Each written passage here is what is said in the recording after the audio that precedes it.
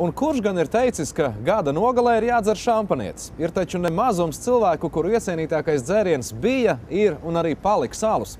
Tieši viņiem ir veltīts mūsu nākamais sižets.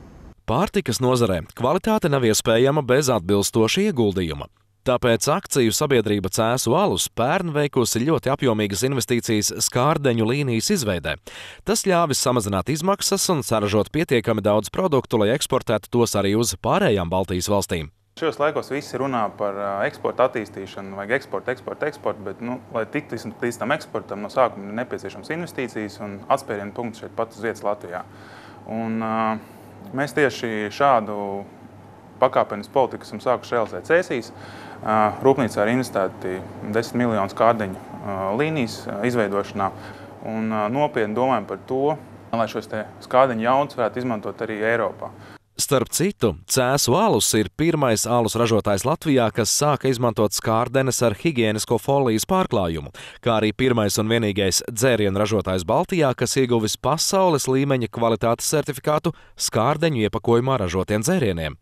To, ka ieguldījumi ir bijuši veiksmīgi, apliecina pirmais pusgads, kas uzņēmumam bijis ar pluszīmi. Alus pārdošanas apjoma pieaugums šajā periodā par 5% pārsniedzis pērnā gada rezultātus. Tas nozīmē, ka realizēta ap 40 miljoni litru alus.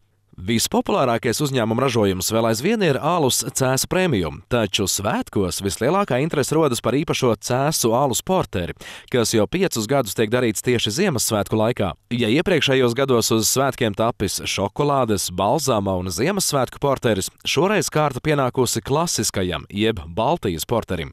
Klasiskais porteris ir klasisks, bet šim ir atšķirība ar to, ka viņam ir savādāks rūgtvielas. Viņam ir izteiktāks rūgtums nekā tradicionāliem porteriem. Līdz ar to viņš ir, teiksim tā, daudz cilvēku izsaka atzinību, ka viņš ir daudz baudāmāks, viņš nav tik līmīgs, tik salds, tāpēc.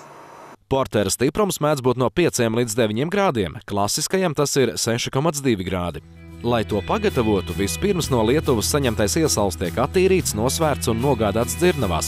Te tas tiek sadrupināts un sajaukts ar siltu ūdeni. Iegūtais maisījums tiek aizsūknēts uz iejavu kublu, kur pēc īpašas tehnoloģijas tiek izturēts dažādās temperatūrās, lai viss labums, kas ir graudos, pārietu ūdenī. Gatavo iejavu pārsūknē uz filtrācijas katlu un nostādina. Iegūtais produkts ir misa, ko varētu dēvēt arī par graudu ekstraktu, jeb iesala izskalojumu. Misa ne tikai garšo kā salda tēja, bet ir arī ļoti veselīga. Cēsu alus darītavā reiz bijis pat gadījums, kad darbinieks to lietojot uzturā izārstējis astmu. Diemžēl misu nevar uzglabāt neapstrādātu, tāpēc to nav iespējams iegādāties veikalos kā atsevišķu produktu.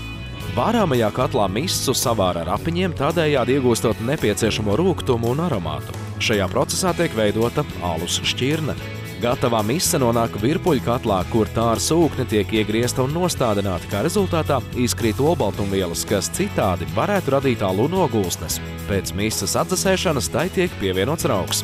Rūkšanas procesā, kas var ilgt pat 21 dienu, dabīgā veidā rodas alkohols.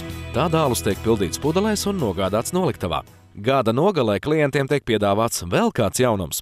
Attīstot alus Mītava zīmolu, Latvijā pirmo reizi izstrādāta etiķete, kas būs vērtīgs priekšmets alus aksesuāru kolekcionāriem. Šo etiķeti ar salaveci mums palīdzēja izstrādāt viens norvēģu mākslinieks, kurš ikdienā dzīmē troļļus un citus zvērus, bet izmantojot to, ka viņam ir personiskas attiecības ar Mihelsonu, no prāta vērts, viņi radīja speciālu etiķeti Mītavai. Savukārt uz jaunās Cēsu Premium skārdenes gozēsies 2010. gada kalendārs. Respektīvi, lai nebūtu vienmēr jāmeklē kalendārs un skatīties svētku dienām, tad šajā bunčē mēs uzlikām visu kalendāru virsū ar visām svētku dienām un dzerot alu. Jūs varat draugu kompānijā plānot savu nākušo gadu un nākušā gada atpūtas iespējas. Tā kā esam uz gadumijas sliekšņa, rodas jautājums, kāds būs tālāk? Celsimies vai grimsim? Taču Cēsu alus no nākamā gada pārbaudījumiem nebaidās, jo ir pārliecināti gan par saviem darbiniekiem, gan produktiem.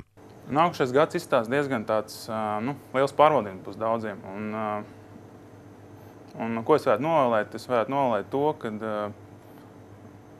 vairāk domāt par tiem cilvēkiem, kas ir apkārt, un vairāk investēt tieši savā ģimenē, un tie cilvēki, kas grūtā brīdī var jums palīdzēt. Un līdzīgi mēs šeit Cēzu salu sapratām, ka neatkarīgi kādos amatos mēs visi esam viena ģimene, un kā mēs katrs strādāsim, no tā būs atkarīgs, vai mums būs darbs rītā.